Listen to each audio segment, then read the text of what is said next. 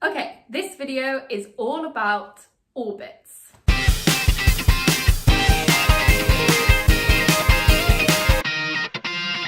So, what exactly makes a planet orbit around the sun? Now, you may already know the answer to this question.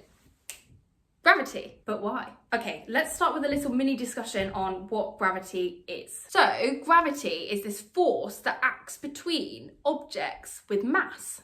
And that means that any two objects with mass will be attracted towards each other. That's right.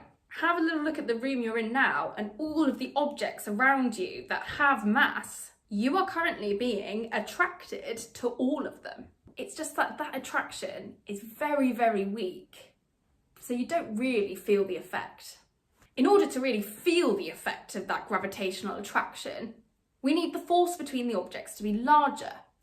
And the more massive the objects, the larger this force of attraction is. That explains why objects fall down towards Earth. Earth, of course, is actually really massive, and so that force of attraction is great. So Earth pulls all the objects on Earth towards it. And of course, if I dropped this pen on the moon, I would expect it to fall to the surface of the moon much slower. The moon is much less massive than the Earth, so that gravitational attraction is smaller. And we looked at this idea when we looked at weight and gravitational field strength. And different planets have different gravitational field strengths, depending on how massive they are. So, what does this have to do with the orbit of the Earth around the Sun?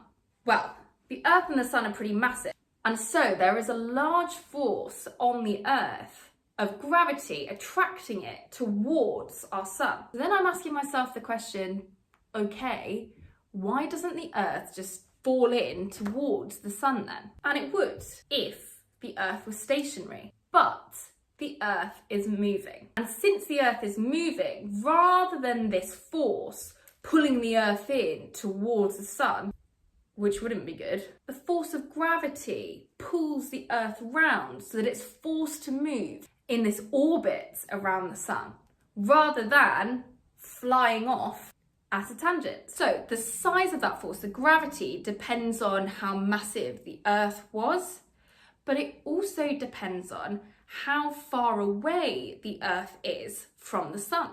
The closer it is towards the Sun, the larger that force of attraction is. So imagine you're a random planet orbiting around the Sun, and you're moving just fast enough so that the force of gravity from the Sun is pulling you into that circle rather than pulling you in towards the centre of the Sun.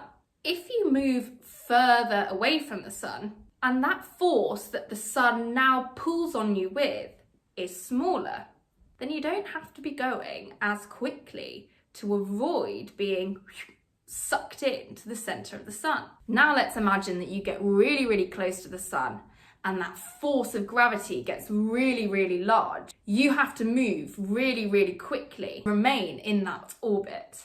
So different things orbit in different ways. Planets orbit around the Sun in an almost circular orbit, and moons orbit around planets in an almost circular orbit.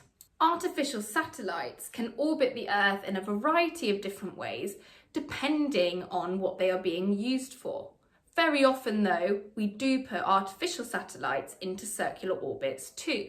A natural object which is not in a circular orbit is a comet. In fact, a comet's orbit is highly elliptical. I'm thinking about the stuff that we just discussed.